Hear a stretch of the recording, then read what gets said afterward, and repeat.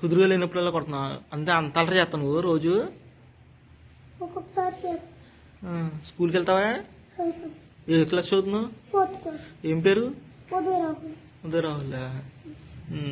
అంటే నెల రోజుల నుంచి అలరి చేస్తానే ఉన్నావు నువ్వు?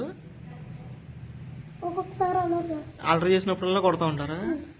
మరి వెనకాల దెబ్బల దేని నుంచి కొడతారు? ఛార్జింగ్ వేరేట్ కొడుతున్నారా నెల రోజుల నుంచి? కుదురుగా లేనప్పుడు. సరే.